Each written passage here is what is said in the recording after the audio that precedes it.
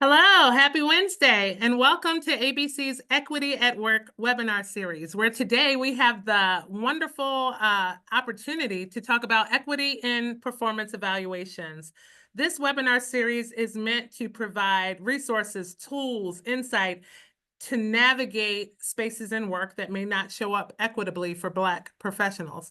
And so we're always glad to hear from the expertise of leaders in industry, leaders who are doing the work in communities, leaders who can give us, I think, the tools and their expertise to move forward to be able to create environments that are more suited for us to thrive. Today, we're talking about equity and performance evaluations. And again, equity is essential in every aspect of life, but specifically in evaluations, to creating an inclusive workplace that supports the growth of everyone, specifically Black professionals.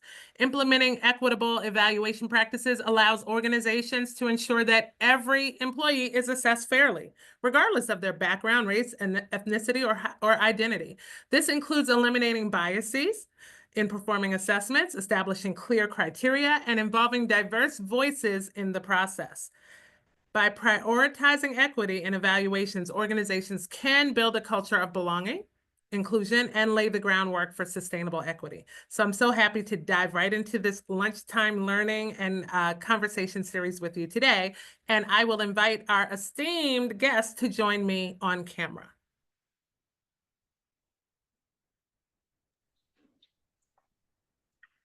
Wonderful. Welcome, welcome. Thank you for Thank having you. us. Sure. Today we have two very special guests, and I'm excited for each of them to introduce themselves and tell you all a little bit more about them. While we are together, we want to make sure that you're using our chat function and our Q&A function so that you can share your lived experience. You can ask questions, but I'll turn it over first to our guest, Tawana Bagwat, to introduce herself. Hello, everyone. I'm Tawana Bagwad, the CEO and founder of Organization at Its Best, Inc., and also a newly published author of The Weaponization of Diversity, Equity, Inclusion, and Belonging. My work focuses on challenging and transforming the systems that have long marginalized Black professionals in general and people of color in the workplace. So I'm super excited to be here today to discuss this important topic around how equity, or should I say lack thereof, in the performance evaluations is a fundamental barrier to real inclusion and advancement. Absolutely. Thank you for Thank being here you. with us today. And Antoine. Good afternoon. Excuse me. Good afternoon, everyone. I'm Antoine Holman, Chief Development Officer for the American Red Cross.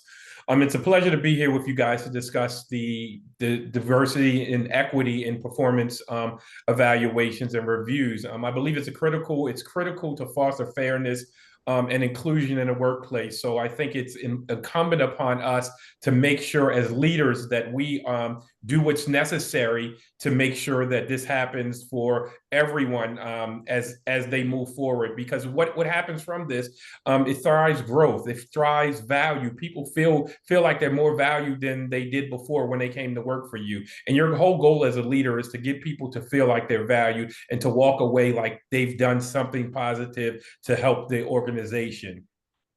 And really, as we talk about performance evaluations, we're also literally talking about economic opportunity. We're talking about professional and career opportunity for whole communities of people that are thwarted, as you mentioned, because of unfair practices and systems and workplaces. So let's dive right in. I'd love to share some statistics and then see where they land with you all and how they make you feel and respond. So research has shown that Black employees specifically are 29% less likely than their counterparts to receive constructive feedback and evaluations. Also, Black employees are 40% more likely to receive lower performance ratings compared to their peers on the same subject measures and matters. And only 3.2% of executive level roles in the United States are held by Black professionals. Where do we land with that? I'll let you go first, ladies first. Thank you. So I would say true. experienced it personally, have seen it as an HR professional over the last 27 years. And that's why this conversation is so important, because equitable performance evaluations are not just about checking the box, which I've seen over time and time again, right? But they are about actively dismantling the systemic biases that hold Black professionals and people of color back, right? They also, I would say, with those statistics, Christy, are denying them the recognition and opportunity that's deserved, right? So when we talk about equity in performance reviews, we're talking about building workplaces where people aren't just allowed to strive, but are supported to thrive and lead. And those statistics will reflect that that's not our current reality, as much as I want to believe that there's been a lot of work done. And this says that we have a lot more work to do. Yes. Antoine, any thoughts? Yeah, so I totally agree. I totally agree with that. I think we have so much more work to do. I think as an employer, we have to set the groundwork and the groundwork for evaluations. We have to be the ones who make it very clear, and it's not biased. I think one of the things that we deal with Black professionals is that the evaluations are usually very biased, and biased in the sense of it's you don't fit into the culture. You're not part of you're aggressive, and I think we have to change those narratives, because our counterparts, they don't look at that as them being aggressive. They look at that as them being, fitting into the culture and being a part of the culture. So we have to change those biases, and unfortunately we think we've come a long way, but we really haven't. We're really behind the eight ball on that, especially when it comes to professionals. And you just read the numbers. That's ridiculous. We should not look at numbers like that in where we are in society today. Absolutely. And you mentioned a few of them, but I would love to talk a little bit more about specific categories in performance evaluations that show up as unfair to Black professionals.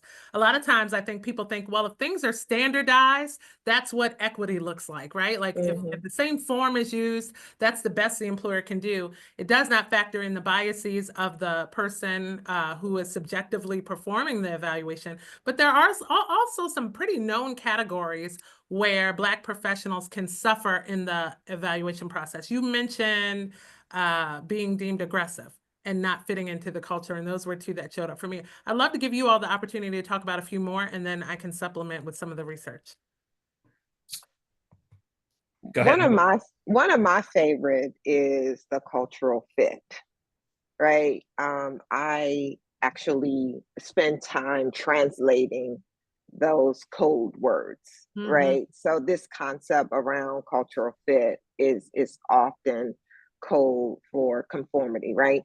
To what's dominant, what's the norms, what's acceptable for one group versus acceptable for another group, which in actuality can exclude and take away from the diverse experiences or perspectives.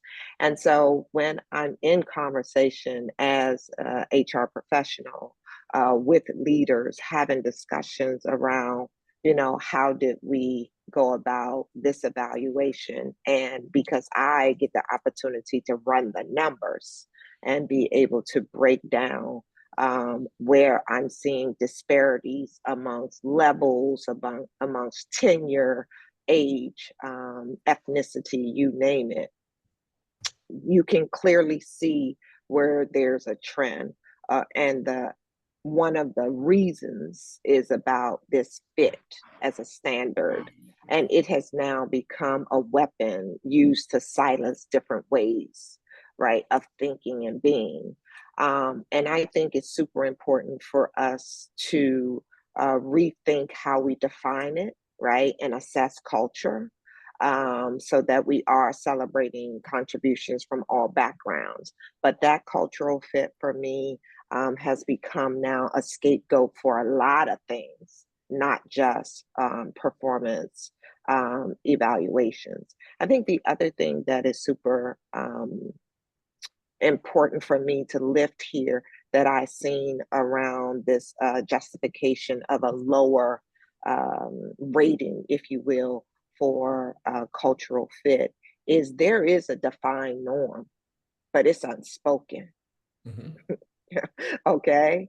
And there is some that is super clear on what it is and come in with an understanding. And if they don't have an understanding, they're invested in to ensure that they have an understanding. And most times that's not people of color. And that's where we begin to see the divide around the understanding of what this cultural fit really means. And again, I go back to it's being used as a weapon. So I'll stop there because that's one of my pet peeve areas. Absolutely. No, so that's a great point. There is a cultural fit, and one of the problems that we run into, and that I always say that is something that comes up is higher standards and moving the goalposts. Mhm. We are always, Black professionals are always given a standard to go to. But sometimes when they achieve that standard and go past that standard, the goalpost moves for them. So, as an employer, we have to figure out how to evaluate through that. But there are biases there. So you have to teach your management team or regularly work with your management team on hidden biases, on unseen biases, and kind of work them through that. Because again, employees of color suffer because of that, because they are not the fit. I've achieved everything that you wanted me to achieve, but now the goalpost moves. So now you want me to do something different, where our counterparts have barely achieved where they needed to be, and we're still suffering from that. So again, when you're rating you have to figure out how to rate employees equitably. And I say equitably because all the time it's not going to be that way. I may have one employee that is great at this and one employee is great at something else, but I can't, that's not equitable for me, really. Like, I have to bring the confidence level up to all employees to make sure that they feel comfortable where they are. So I think the evaluation, you have to make sure that you have a criteria, but you also have to make sure your management team understands the criteria, and you're also doing checks and balances on making sure that they're equitably in taking a look at people. I'm going to go down a couple more and then I'll stop to get your reactions on some of these. One of them, because, I'm not a big fan of KPIs, never have been. It's too standardized for me. But we're talking about metrics. And my question is always, when we are evaluated against metrics, who determined and defined the metrics? Like who, because I think that matters. So that's one of the ways that performance evaluations can have unfair categories. Also, being penalized for style differences. So a lot of things in communities of color in a normative environment may be misinterpreted as negative, including the language that we use to define Black people in the workplace, right? Like whether we are deemed assertive or aggressive or even intimidating, juxtaposed to what it means to be passionate and to display leadership qualities. We can be deemed difficult or non-compliant and non-conforming, juxtaposed to what it means to set yourself apart and put yourself on a career path for upward mobility. And so these things show up in performance evaluations. I'd love for people who are watching to give some of your examples in the chat. But what are you thinking about these categorizations, and even in the writing of how we're evaluated, the words that are used to define our performance and who we are? Yeah, I'll jump in. This success metrics for performance is something that I am actually a supporter of, right? So I do believe that we need to have clear criteria. But I also believe that in the absence of clarity, too often they're vague. And so they allow for the personal biases to replace fair. So yes, Chrissy, I can see where you wouldn't support it, right? Because most times they're vague, they allow for loopholes, interpretation, how I'm feeling that day, what story I just heard before I went in. The list goes on and on and on. But more importantly, it's the feeling that is replaced with, in absence of the not having clear criteria. And so for me, the career metrics are the essential for preventing the subjectivity from, clouding performance reviews. And the way you get at that is twofold. One is there are some good HR professionals and not. So I need to acknowledge that.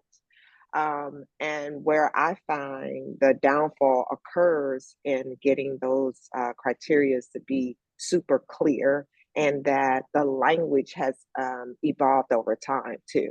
Because I can honestly tell you from my career of 27 years before to now, I participated in what I would call creating biased language unknowingly, right? And how it would be able to be played out, but I know better now.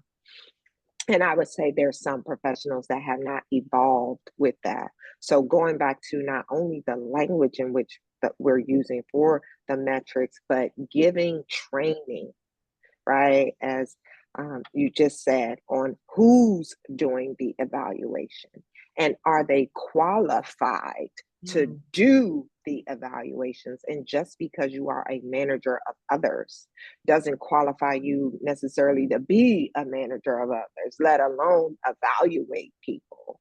And that is a big opportunity that I see. And if I could just build on that assertive communication, or a style, if you will, there is clear training, and I would say knowingly or unknowingly, about labels that occurs, that get passed down, that becomes acceptable for how people of color, Black professionals in particular, face double standards around what's considered confidence, to what's considered aggressive, to what's considered intimidation in their style. And yes, they are penalized for it versus others are looked upon as taking initiative and stepping up to the plate and owning their leadership and commanding the room. And the list goes on and on. As you could tell, I've been in many of those conversations. And so this is where it takes, I would say, a third party, so plug to the HR leaders, to be able to be in those rooms to balance the conversations when leaders or managers are having it. And I do have to say, some HR leaders are guilty of contributing to those conversations. So I just wanted to put that out. Now, do the two of you prescribe to the belief that in many cases, Black employees can be are held to stricter standards and higher scrutiny than their counterparts?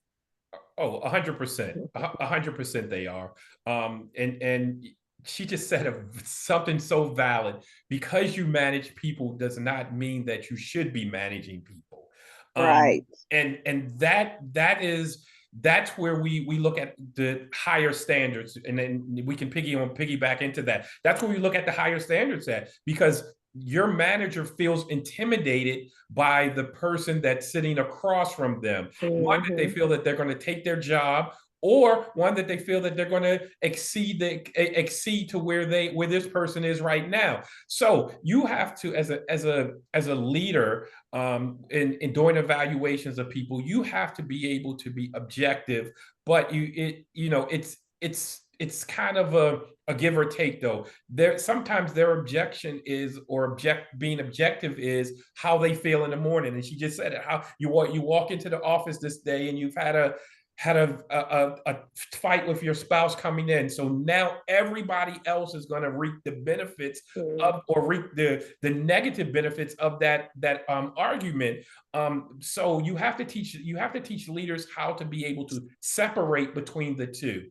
and going in, and that's where HR training comes in. But you Mhm. have to have great HR professionals to do Yeah. this training. You can't just have the Yep. average Joe in HR doing this training, Mhm. because That's right. it does not work, and it does not fit. So that's where we look at different standards. We look at so this person was graded this way, and we did the exact same work. Well, we don't know how the manager felt when he came in that day when he did the Mhm. evaluation. So that could be it. And that's why I believe in feedback when we do Yeah. evaluations. I believe in self-evaluations first and foremost. Yes. I believe that any employer should allow their employees to do a self-evaluation first, and then the manager should be able to go over that evaluation with them and talk through Mhm. where they felt they were strong at and where they felt they were weak at, and then kind of build off of that.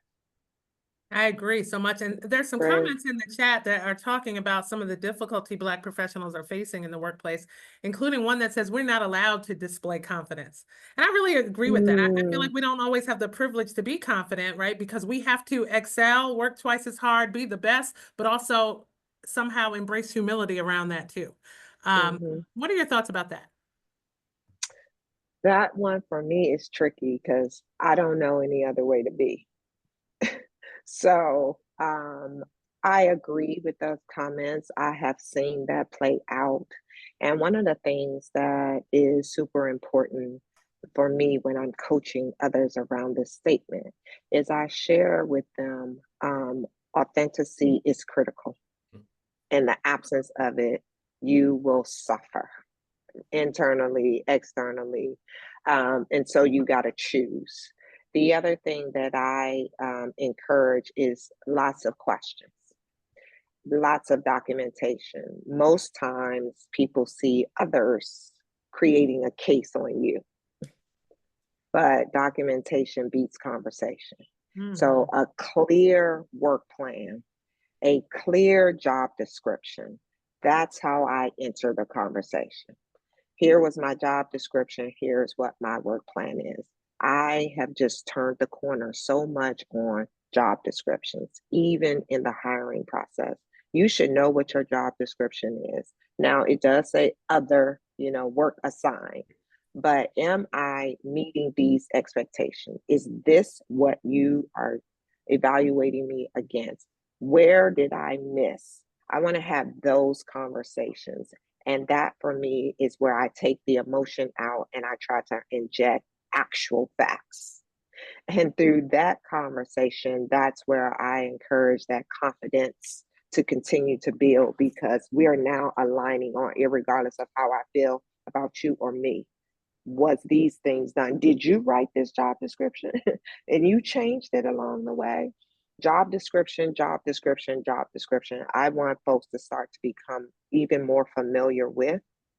That is a document that you should know in and out, and it's something that you should bring up more times than not. Because when it's time for this evaluation, as you mentioned, I'm evaluating myself against this, against my work plan. My manager should be doing the same. The people that I'm asking for feedback should know my work. So it's not just the manager is evaluating, you're evaluating. We're getting 360 feedback from others.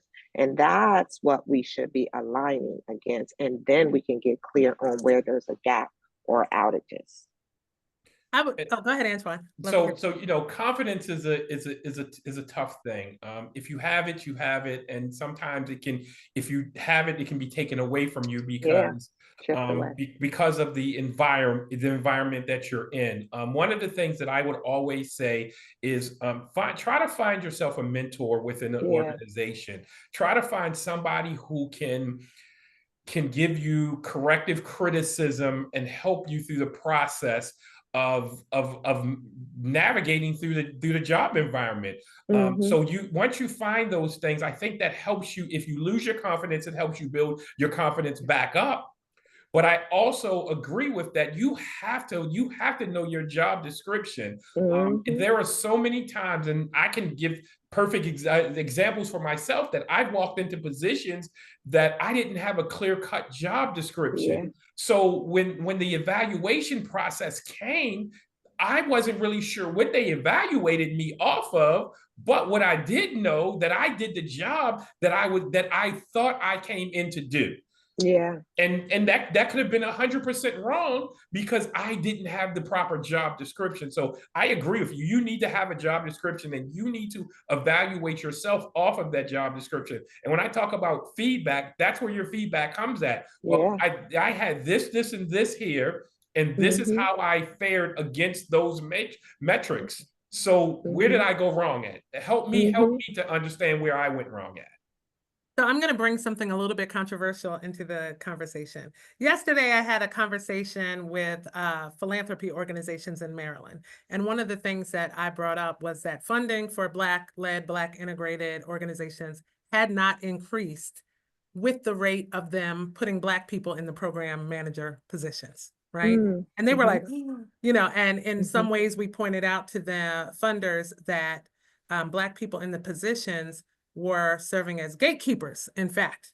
And Mm. they seemed so shocked because the mere presence of Black people is figuratively supposed to create equity for us. So I'm going to bring that conversation over to here because as we're reading the statistics, we know that there are more Black people in middle management and on career trajectories in management roles, more Black people performing performance evaluations.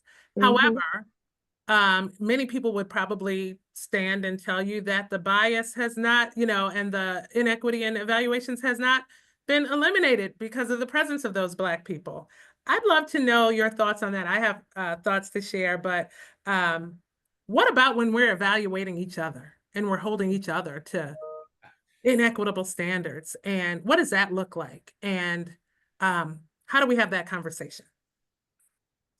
So I would say this. I would say that you are 100% right that we have Black people in positions that they weren't in before. And you're 100% right as they are the gatekeeper because a lot of times they aren't given the necessary training to evaluate someone else. They aren't given the necessary training to be able to tell somebody to work with them or mentor them through the process or guide them through the process of being successful. So a lot of companies do themselves a disservice, or well, they think it's a service for them because they put these figureheads in place, but they're telling the figureheads how to maneuver through the process, and it's a negative impact on their employees and the morale of their employees because we all sit around and we all talk to each other, and it's like, so and so she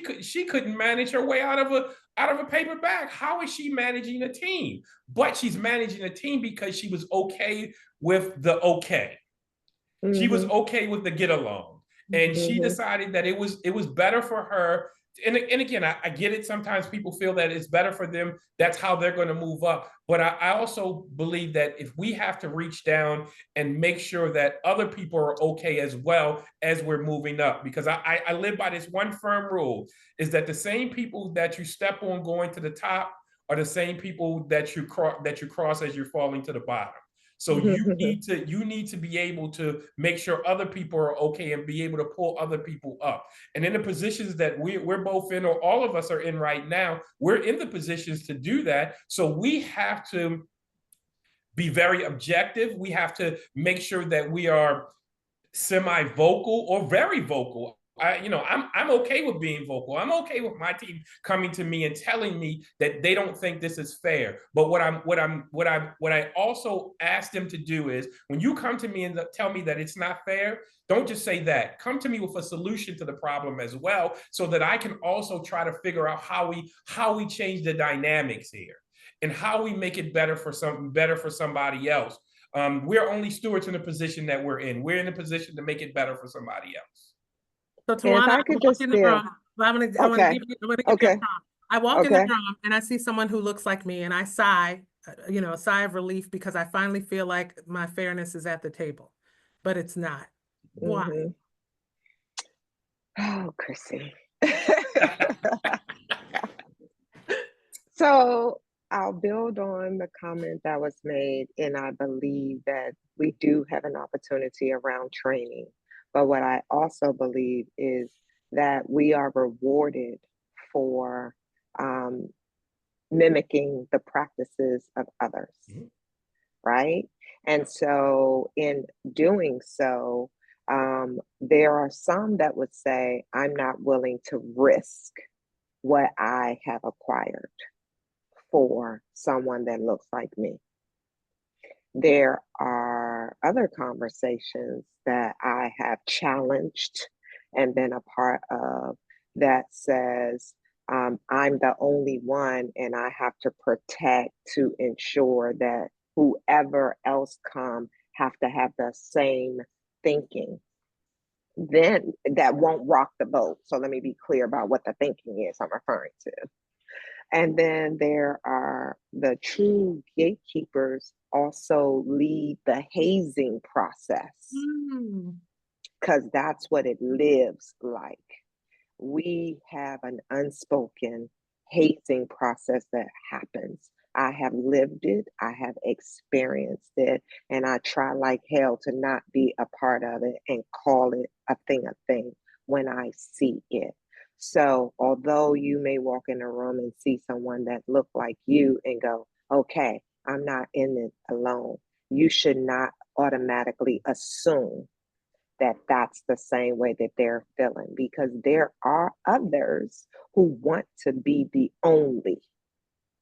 There is privilege and benefit that comes with sometimes being the only, and they take that to heart. It's unfortunate, but it's real. And I would say when it comes to the evaluation process, training is real, hazing is real, the understanding of how I continue to stay at the table is I need to show up as a neutral party, although I may have some other opinion, and I will choose to discuss them with other people outside of the room, or feeling as if I don't have a voice at the table, so I have to go along to get along. All of those scenarios are real and happening every single day. Wow. So let's talk about some practices that do work or would benefit not just us, but all marginalized communities in the workplace. You mentioned metrics, but fully considered, fully explained, shared Yeah, around training. metrics work. What are some other things that you all would advise be put into evaluation processes that would help protect Black professionals? I would say diversified perspectives, right? With multiple raters, right? So bringing multiple voices into the evaluation process through the 360-degree review, for example, right, allows for the more comprehensive and balanced assessment. No single perspective should determine an individual's worth or contribution to an organization. That for me is something that, as I've designed and implemented many performance management processes, that full circle of the individual, of the manager, of others that have experienced your work at different levels, and getting a list of ensuring that it's not all the same people either, because that also defeats the purpose, is so critical in this process. And I think the other thing that we talked about is training the evaluators, right? So that they not only can recognize but mitigate biases when they see them, right? So this bias awareness training should not be a buzzword or something that's a check the box activity. It's necessary, right? As a necessary investment into making sure that those that are conducting the evaluations are aware of their own biases. And without this, even the best intentions perpetuates inequities. Those are two critical ones for me. So I would also say, I would just add one more to that, and you kind of touched on it, identifying and addressing the potential bias when it happens. Yeah. Yep. You know, a Yep. lot of times what happens in these scenarios, we see it, we know it's happening, but we kind of don't say anything about it. And I think Mhm. it's important that it's addressed. Your feedback as an employee, your feedback is important. And documenting, you made a very valid point earlier, is that you want to document everything. Mhm. You want to evaluate the evaluator. So you want to make sure that you document that feedback. And then Mhm. that's when we bring in other HR professionals to be able Yeah. to help through that process. Because a lot of times, or sometimes, I'm not going to say a lot of times, sometimes it's training and sometimes it's just blatant bias. Yeah. Absolutely. So Absolutely. we have to figure those two out. So I'll just add that one into yours. Mhm. And what about Yeah. this perception? I know when I was not the, when I was in more traditional work environment, what I would always hear people say, and then I caught myself perpetuating and saying it too, is, no one is perfect, right? Like you could never get that top rating on an Mm. evaluation because they justify that by telling you that no one is perfect, and then using that to create a pathway to find something that's wrong with your Mhm. performance, right? Mhm. Like because no one is perfect. That is Mhm. not necessarily steeped in bias. It's just probably an impractical evaluation approach. What do we think about that? Because I think it leads evaluators sometimes to feel like they have to find something to Mhm. call out and identify that is negative. And most times that does not come out as something that's an opportunity for growth. It's just usually Mhm. something that's harmful and negative. And it usually falls into a subjective bias category. Right. So for me, Nope, go ahead. oops, Go ahead. Go ahead. I was going to say for me, there's a couple of things. Number one, when I said that the language of evaluations uh, has also evolved, right? And so what I mean by that is before we used to say weaknesses, like give Mm. us a weaknesses, and we've changed that language to speak to opportunities. And opportunity should not be deemed as this negative thing, and getting more specific around growth opportunity, right? So, not necessarily because there's something wrong with you, right? Or that you're not meeting this grand thing, because those do exist and they should be captured. But that's how I've tried to steer away from this thing called no one's perfect. And I do ask the question, well, did they perform this particular task perfect? Right? Did they meet or exceed the expectation?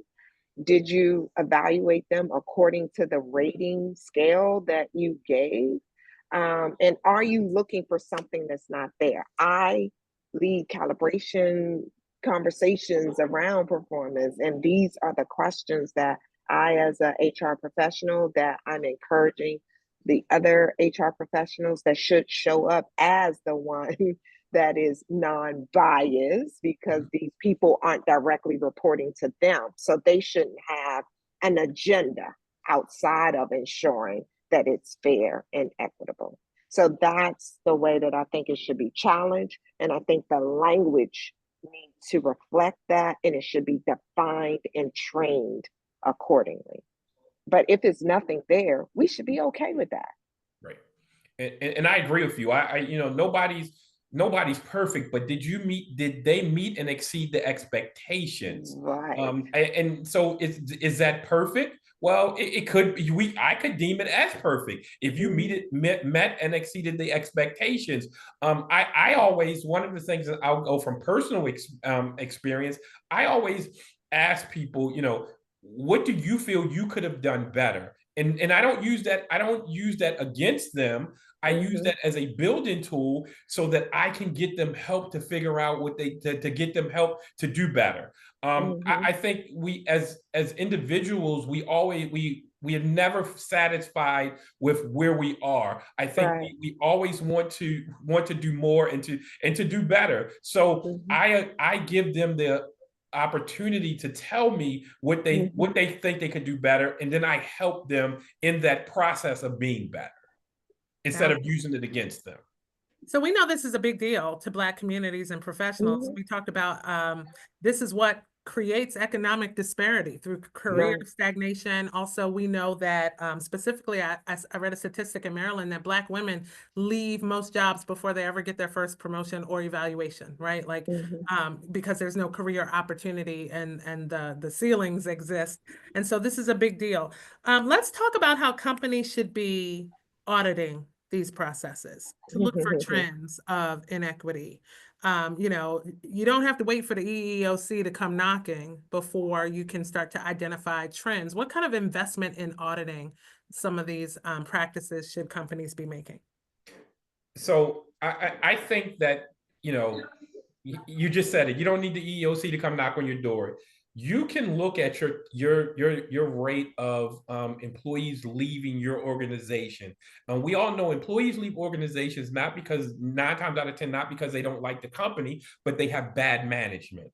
And like, and I will always say, I know who's a great manager and I know who's a okay manager and I know who's a manager that needs work. So Yeah. one, I can audit. I as a leader, I can start to audit it. But I think sometimes you also have to get out a third party a third party non-biased that has no skin in the game.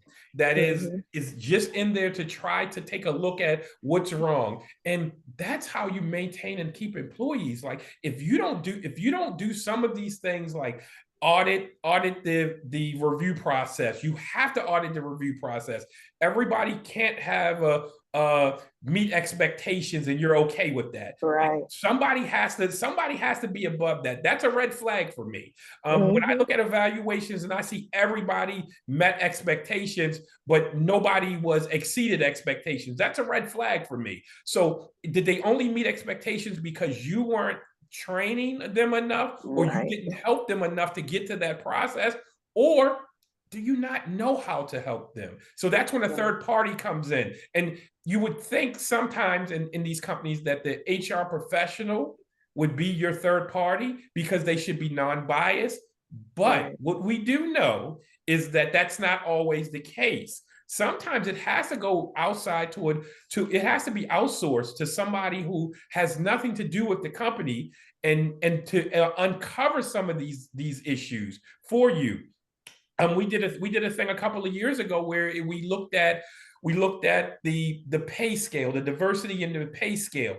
We went outside to do that because we weren't getting the candidates that we thought we should be getting for the positions. So we took that outside. We outsourced that product to somebody else to help us understand that, and we didn't have the right job descriptions. We weren't looking in the right places for people. We weren't interviewing properly. We figured out all these things in that process. So I think you do need to outsource that at some point to understand that. What I want to So, ask, oh, go ahead, oh Tawana. no, go ahead. Go I ahead. would love Go to ahead. ask a little bit about your lived experience. I know you all have expertise in these areas, but also you've been employees and maybe still have employee relationships with hierarchy where your performance is being evaluated. What are your experiences having been evaluated in ways that you didn't find equitable? Because I wonder if people always even identify when they're, you know, sitting in the face of unfairness. Sometimes we all also go along to get along and are just so happy to have the job and the opportunity that we don't know when the practices are harming us. What are some experiences that you've had as an employee or in an evaluation relationship that you feel like were unfair? And I certainly have a couple I can share too. Yeah, so let me jump in because boy, oh boy, I've had all the labels in my career. Earlier on, I definitely was labeled as aggressive. And I had received feedback that I didn't read the room well. Mm. And I've been labeled angry, right? The Black angry woman. And I initially, um, and I would say in my immaturity, right, of just learning how to navigate these spaces and what to do with the feedback that was given because it didn't resonate, right? When I watched Tom, Dick, Bob, and I was actually emulating them, to be quite honest. So I was definitely taken back. And so, as I would say, one of the things that helped me was having a mentor. Going back to that point is so critical. And I want to make sure we talk about that a little bit. So, as I progressed in my career, I would say my confidence was definitely shook because I was unsure how I was supposed to show up. And assimilation is real. Assimilation is real for the best of us. And in my evaluations, I did believe that I was rated lower, even though I worked harder, longer, went the extra mile, and all the things to ensure that I got a good rating or was ready for promotions and got delayed because I needed to work on my softer skills, is what the feedback was. I have been told that I make people uncomfortable. Now it's my calling card. I was gonna say, when I hear somebody tell accidental? me that, right? When somebody tell me that, I was like, "Come on through, baby." I don't know if you should be that proud, Tawana, but okay.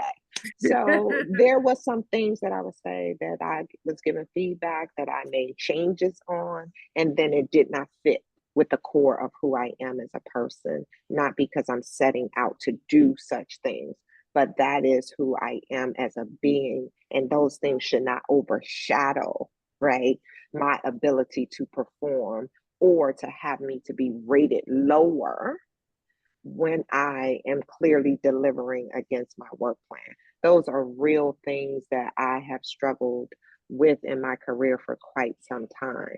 As I moved up the ladder to VP positions and things like that, were they more forgiving? I would say a combination of I learned how to better deliver, right? So there was some tweaking. And I also believe the positions itself lend to more leniency with those. Now that I am the CEO of an HR consulting firm, those are my calling cards. I am called in to do the audits. I am called in to tell the truth about a thing, but I'm also providing solutions that allows me to be unencumbered by the perception thereof. So maturity has set in.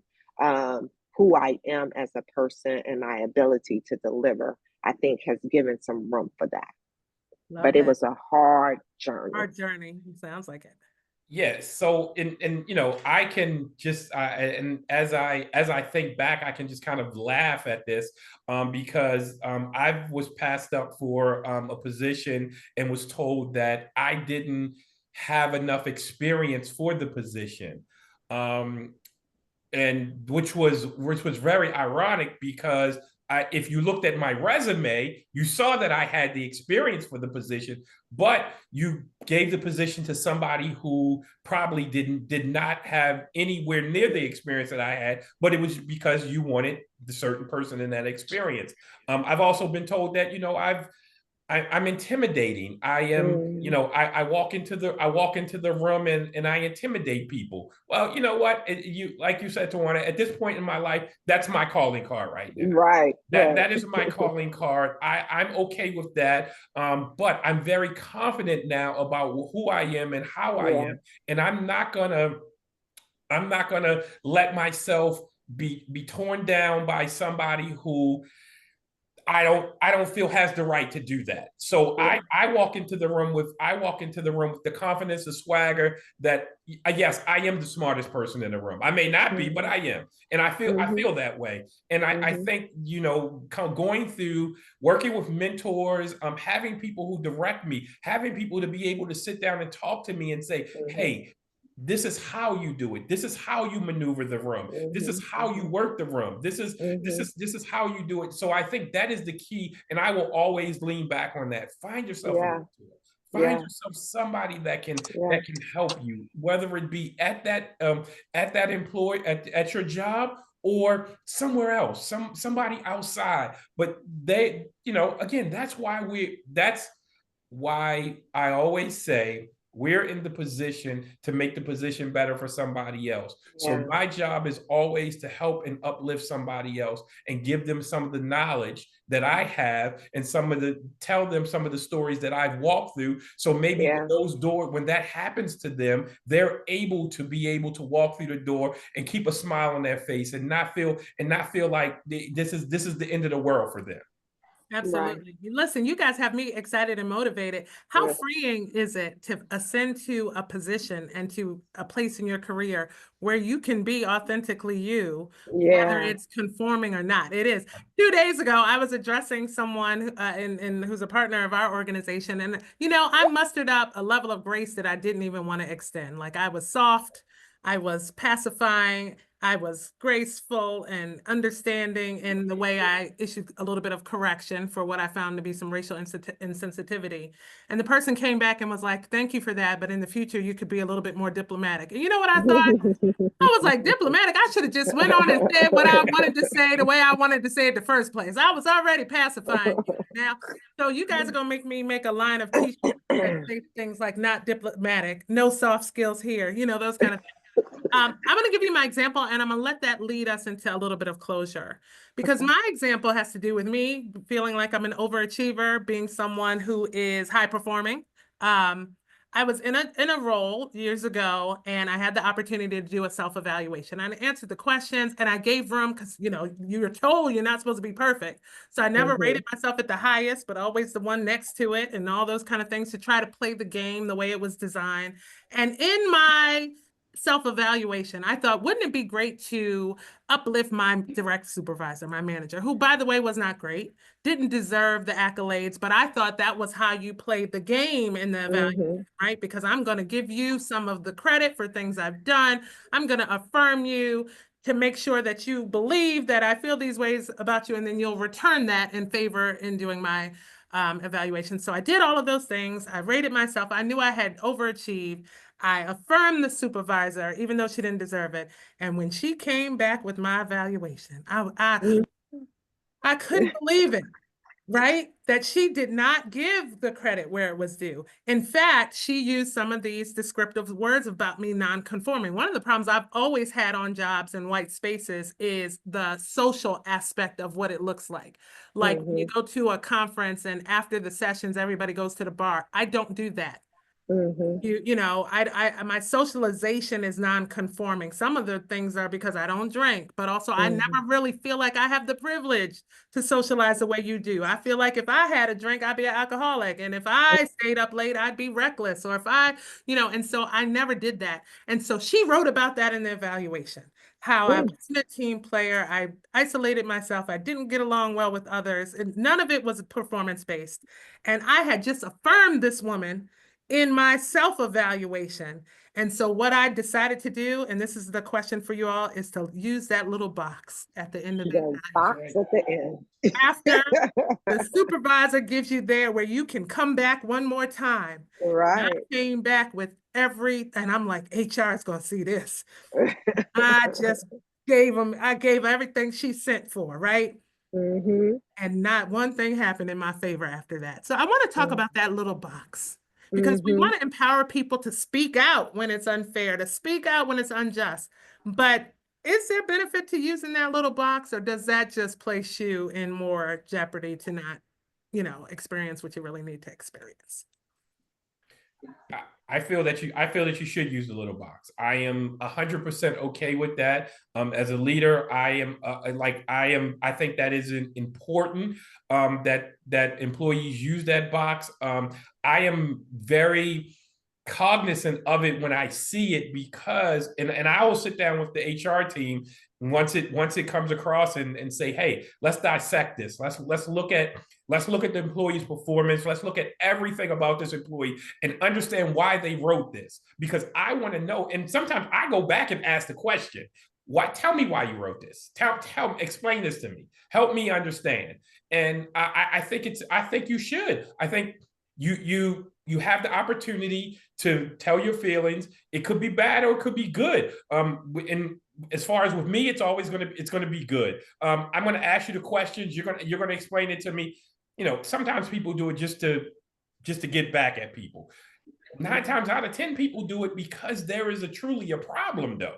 And that is where leadership sees where the problem is. They should, when they see that, walk to HR and say, hey, we need to take a look at this. We need to understand why this person feels this way. Same thing with exit interviews. I do the exact same thing with exit interviews. Yeah, some people leave because they're just gruntled, but 8 out of 10 people don't leave because they're just gruntled. They leave because they had bad management. And I want to correct that. That's right. Juana? So, yeah. So I am also a supporter of using the box, but Chrissy, you are absolutely correct that it is used as a weapon.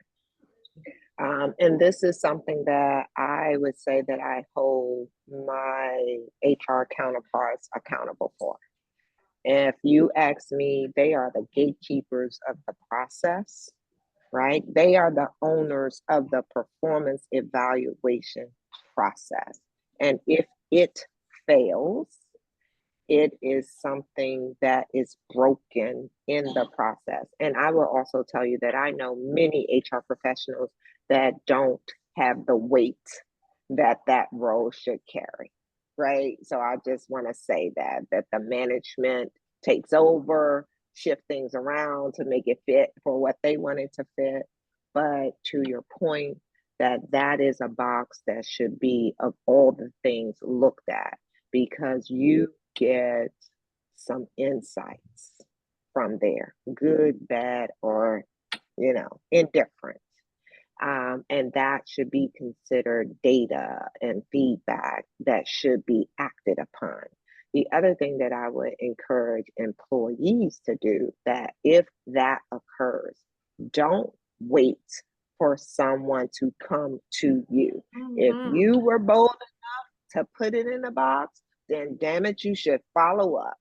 Be active about I thought the cavalry was coming to rescue me, but they never showed up. No, ma'am. No, ma'am. So you should be willing to say, hey, manager, hey, HR, I want to have a meeting about what I put in this box. Because if you don't say nothing and the manager don't say, and there's nothing to fear at this point, you put it in writing, the manager can see it, HR can see it, so it's out there. So own the next step. I know you think that first step of filling out the box was the hardest one, but it's not. It's the follow-up.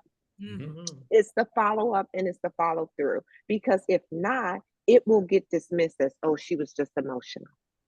Oh, she didn't really, mean that. So if you want to see something become of it, then take it to the next level. And now there's no guessing. If they don't do nothing with it, you can go, well, I know they seen it because I took it to them. It didn't be another piece of paper that fell into the 100 employees or the 25 employees. So that's what I would encourage. The other thing, Christy, that I do think is so important is just going back to that mentorship. Black professionals need access to consistent, transparent career guidance. Someone that knows how to help you navigate. Coaching and mentorship programs are invaluable. And if your organization doesn't have a formal one, then through the ERGs or through your own, seeking out to get help on navigating the organization and advocating for your growth, but particularly for pathways that are not immediately clear. Is just so important. And this performance evaluation is one of those areas. Wow. Thank you both so very, very much for your insight, your expertise, your stories, your lived experience. We appreciate all of it. I know I learned some things today. I feel motivated to do some things and be more of myself, and to know that that's okay. And that opportunities that are meant for us will come as we begin to create opportunities for one another. So thank you both for being with us today. And thank you all for joining ABC's Equity at Work. Next month, the final month of the year, December, we will be talking about the role of corporate social responsibility in promoting inclusivity. And we hope that you will join us then. For Associated Black Charities, I am Chrissy Thornton. See you later. Thank you. Thank you. Bye. Bye.